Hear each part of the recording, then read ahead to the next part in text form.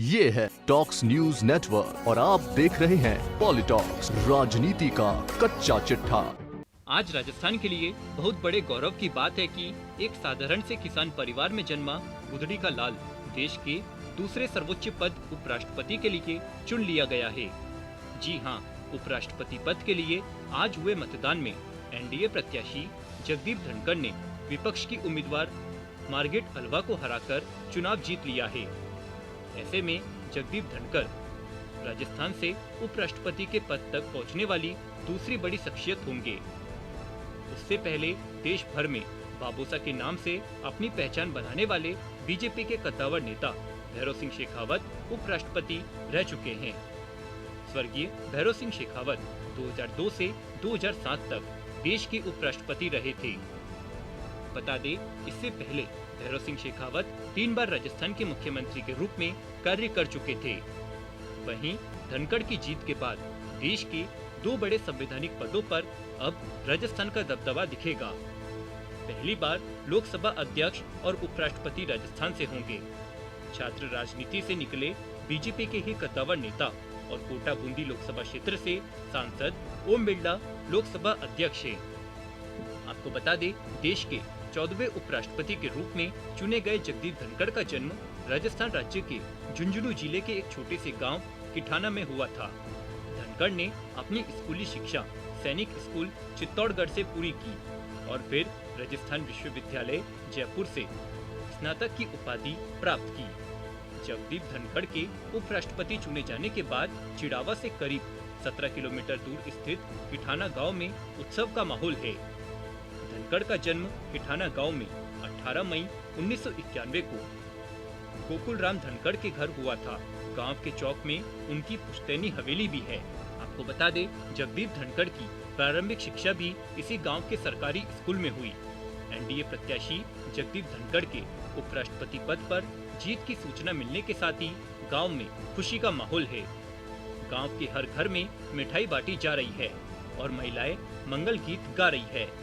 चारों तरफ पटाखे छोड़े जा रहे हैं और प्रत्येक घर में देसी घी के दीपक जलाए गए हैं।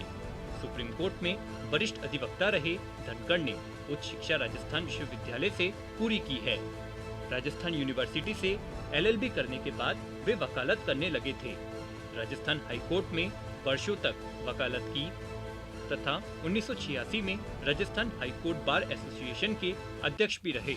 आपको बता दें, भाजपा ने राष्ट्रीय जनतांत्रिक गठबंधन से उपराष्ट्रपति बने जगदीप धनखड़ 9वीं लोकसभा के लिए राजस्थान में झुंझुनू संसदीय सीट से जनता दल उम्मीदवार के रूप में विजयी हुए थे।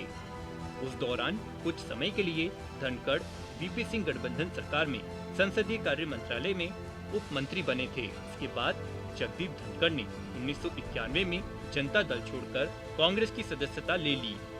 धनखड़ ने 1991 में कांग्रेस के टिकट पर अजमेर से लोकसभा चुनाव लड़ा, लेकिन भाजपा के रासा सिंह रावत से हार गए।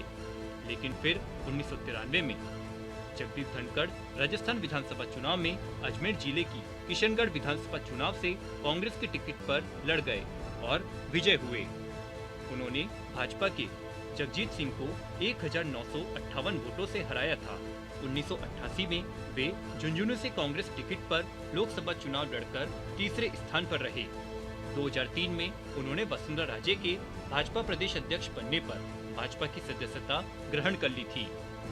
बता दें, गत विधानसभा चुनावों में जगदीप धनखड़ के कांग्रेस में शामिल होने की अफवाह भी उड़ी थी, मगर उन्होंने भाजपा नहीं छोड़ी।